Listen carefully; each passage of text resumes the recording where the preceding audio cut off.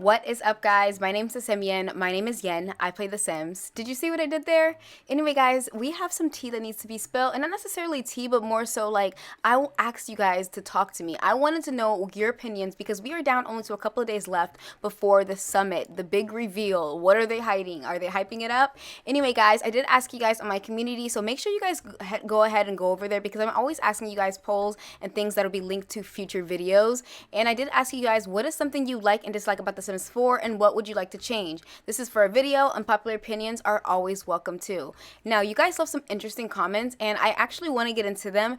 Now, the reason I did this is because I wanted the community to express themselves and to be able to talk completely whether I agree or disagree, and we're just going to get right into it. So by the name of Richard Phillips, he said, what do I like? The worlds. What do I dislike? The bugs. I like to see the old packs get an update and maybe some cars and maybe tattooing as a job career. That would be cool. I completely agree because I just don't understand for some reason why we don't have tattoo as a career. Now, we can get tattoos and create a sim, but for some reason it's very limited as to when it comes down to a career. I don't understand that because for spa day we have nails, but we're also able to get our nails done, and you can also be like, you can also work at the spa. So I just don't understand why they still have yet to add the tattooing career. You guys let me know down below in the comments what you guys think. And again, all these comments, let me know your thoughts and opinions on it because I love talking to you guys. Anyway, guys, so the next one is going to be by AKIN. So Aiken says, the creative sim has a heavy favor towards female feminine sims. I forget which pack, but there was a pack with gender neutral clothing in it, but they were still quite feminine leaning. The hairstyles for men are also very limited. It'd be nice if they released more masculine stuff like leather coats, baggy jeans, basketball shoes, etc. And I completely agree. We've all talked about this multiple times, that the Sims only caters to one particular style. And I think the reason they do this is because if you actually look at the sim gurus and the people who are actually designing these things, this is some things that they would wear. They actually release stuff that they would actually wear, and there's not a lot of diversity. And when you guys look into the Sims hiring process, there's not a lot of diversity in general, so they don't get that extra say so when it comes down to like, no, we shouldn't do this, or yes, we should, because a lot of the sim girls would actually wear these things, which is why I feel like we're so limited on what we get. Someone else by the name of King of Battleships 123 said, things I would change are the following: fix all the bugs, stop releasing DLCs until all bugs are fixed, cut the price of all DLCs in half. So the new prices would be expansion packs 20, game packs 10, stuff packs 5, and kits basically $1. And that is all I would change. Also, add the ability to build walls on half tiles on the grid. I cannot agree more. I think that every single pack that The Sims has is worth at half price. I always mention this. I always tell you guys to just wait until, I know some of you guys get antsy because we see all the other game changers or people in general just buying it, going over reviews and doing everything. But I do agree that half price is what all these packs are worth. And sometimes even less, because a lot of the expansion packs should have been game packs because it didn't come with a lot and they just put that name on there and slapped it just to get more money. So that's just my opinion. Now, I do want to get into another comment that said by Aiden Bilberry, said skin tones. I want vitiligo. And I could not agree more with this comment as well, because I don't understand. They want to do this diversity with skin tones. We had to fight our way for more skin tones, which, we didn't do until some of the game changers, which they didn't do until the game changers started speaking up with us. And then on top of that, vitiligo. I don't understand. I have so many CCs and mods that, revolve around that when it comes down to create a sim, but I shouldn't have to download that. Vitiligo is a thing. I do not know. It's not complicated. It's not hard. And maybe they feel that it'll be different when it comes down to being hereditary and when the kids have kids and all that stuff. And I don't know. I just feel like that's something that should have been in the game, and it could be in the game, and they're just using it as a cop-out. But anyway, guys, so the next comment is by Isis Sabrera and says, Sims 4 has too many bugs, overpriced. They need to stop shortchanging the customers by cardboard cutouts of the neighborhood background, no cars, no travel to other countries like Sims 3. The only benefit are the superior graphics. The sad thing is they really don't care about improving the game or their customers. The customers are supporting their nonsense by being in denial or lying based on being paid off, but by how bad The Sims 4 has really become. And now they are pushing a huge market campaign for Sims 5. And the sad thing is, the customers will make the millions by buying it. It's a sad con game marketing scheme, and that will continue. Shake my head. Now, let me know down below in the comments what you guys think about this one, because I absolutely agree. I think a lot of times we give them the benefit of the doubt, and then they've told us over and over what we're getting. And it's like kind of like a slap in the face almost, but at the same time, we just have this like ounce of hope because we know what we got with Sims 1, 2, and 3. We know what they can do. And I feel like as OG Simmers, a lot of us hold on to that, hopeful fact of maybe they'll get it right the next time. Now, the next comment I have is by Nathan Richardson, and it's like, that's a good question. I'm a big advocate for cross-pack compatibility. It makes me want to buy packs if they can tie together in a meaningful way. That way, even old packs can feel fresh when a new pack comes out. Werewolves and vampires were two separate packs, but they overlap with a few cool things here and there.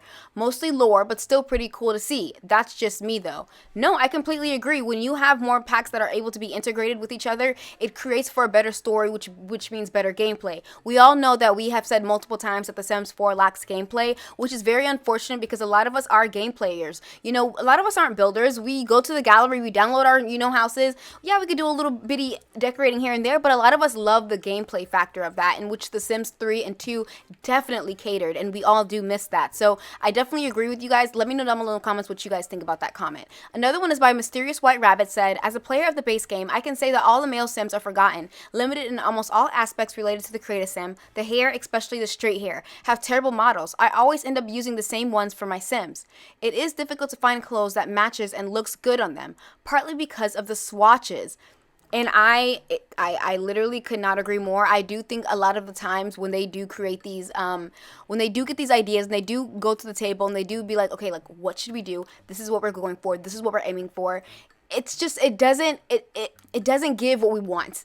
And they know that. And but they still know at the end of the day, people are going to buy it. Or there's CC and mod creators that are going to fix what they didn't do in the first place, which is why there was a whole drama behind it. And if you guys haven't been caught up, basically, long story short, CC and modders got in a whole thing with with EA about, being able to charge for their stuff. You know what? That's a different story for a different day. I'm going to get in that later, but I completely agree with that comment.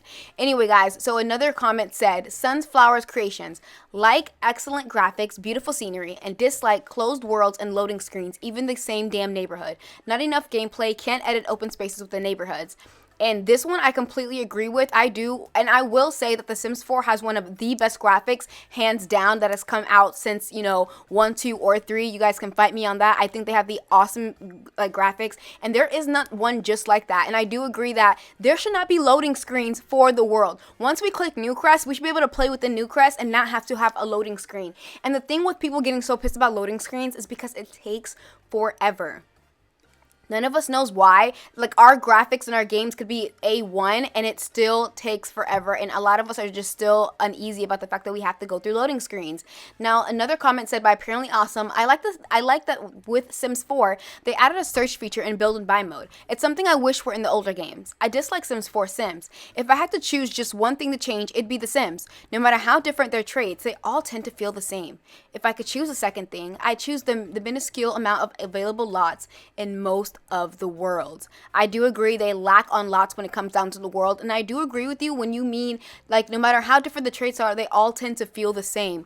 They do. It's just like there's traits here and there, but then when we really get down to it, it's completely up to us whether or not we choose to engage in those traits, or it's more so like a helpful storytelling maybe. I don't know, but I do agree that when we do add traits to them, sometimes it's okay, but sometimes for me, for the most part, it's involved in what I do with the sim in order for them to go along with the trait. Another comment said, by Xana Berry, said, this has nothing to do with in-game features, but I'd say bug fixes. I'd love pack refreshers and quality of life features that I think bug fixes should come first over new features. The speed at which the Sims team drops patches are less than satisfactory, especially when you notice the werewolves. One of the least buggy packs has always more bug packs than high school years. A newer pack with easier to find bugs. There's also bugs that have been around for years that have been reportedly consistently, but still remain in the game to this very day.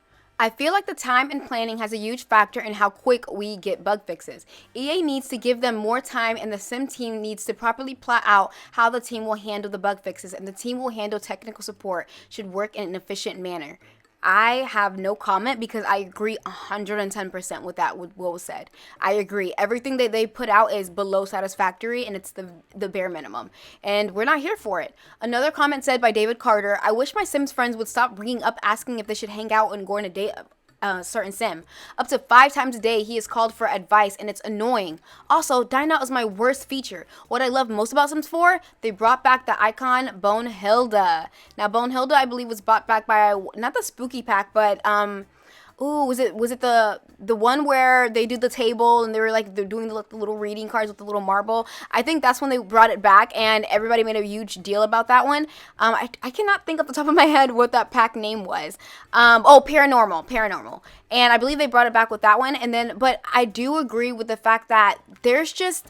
Look, guys, there's just this lack of care that The Sims shows us, and we see it, and we say it over and over and over, and when are they going to get the hint? I don't know, but I completely agree with your entire comment. Another comment stated by the name of, Shy Big Sama. What I like about The Sims 4, out of all the games, this one has decent graphics, even though I use G-Shade, so I agree. And the way The Sims 4 custom content looks because some creators be putting their foot in their hair, clothes, etc. What I dislike about The Sims 4, cracks knuckles. So you already know, y'all, it's gonna get real quick. How the community reacts to negative feedback, comments, and views disappointing as complaining and being ungrateful.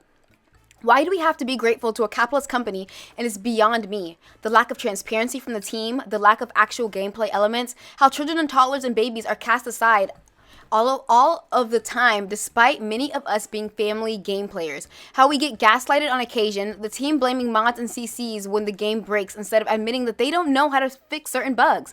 Kids being overhyped and mostly set dressing, and how Dinah has been failed by the team. The list goes on and on. Laughing emoji face. I could not agree 1000% more. Again, when I say that they release the bare minimum and we reward them, we hype it up, we give them what they want. Now, I am a Sims Games channel, so a lot of the stuff when I do buy it, it's to give honest feedback for you guys. I'm not an EA game changer. I'm not going to sugarcoat shit for you guys. I'm going to give you guys the honest truth on how I feel with each pack and every pack. And I don't know, y'all, let me know down below in the comments what you guys think about that. Another one said, 22 Sage Bubbles said, lack of options and build mode. I feel held back. We need more things for babies and toddlers. The sexuality update just adds straight Sims because all Sims were bi. I hate Alpha CC. I'm really scared for The Sims 5. The Sims 4 is the best Sims game yet. I like the hot tub from the 20th year surprise. Laundry Day was great, and I don't mind kits. Just needs to be cheaper. These are all the ones just off the top of my head. I still think kits personally needs to be a free base game update, but I understand completely with everything that you said. Now guys, with all those comments that we have read, now there was a lot more, and if your name wasn't called or if I didn't read your comment, do not worry. I always do these things probably about once a month where I ask your opinions on the game, and I really want to know from the community's perspective what you guys actually feel and think about the game, whether I disagree with it or not. I'm not picking and choosing which ones I want to post and which ones I don't. Like, a lot of the comments were very repetitive, so of course I just grabbed the same ones. I grabbed the ones that weren't as repetitive, but again, I am told this community that I have built here, I'm glad that we can able to talk and express ourselves and to be able to say what we want. I am not the channel who is literally going to block you guys because you disagree with me. That's not what my channel is about. My channel is for everyone to talk about everything when it comes down to The Sims 4, regardless, again, if I agree or not. I think it's important that we're able to express ourselves and be able to talk about things as long as we keep it respectful in the comments, because you can't express yourself while being respectful. Now, with all that being said, and the summit's just a couple of days away, what do you guys think about all the comments? Do you guys agree? Is there something you guys don't disagree with? I mean, is there something that you guys do disagree with in the comments that someone left? Let me know down below in the comments. And I love talking to you guys. Again, thank you guys so much. We're on the road to 10K. And yeah, I'm really excited to see what the summit is about and what they have in store. I am going to do a poll, but if you guys are following or listening all the way up until the end, let me know down below in the comments, are you guys interested in me doing a live stream for the summit, and will you guys actually watch? Because I feel like if I do it, I don't feel like everybody would be on mine. I feel like a lot of people would be like on other channels because they're like a bigger source, so I completely understand. But anyway, let me know down below in the comments, and yeah, I'll see you guys all in the next video. Bye.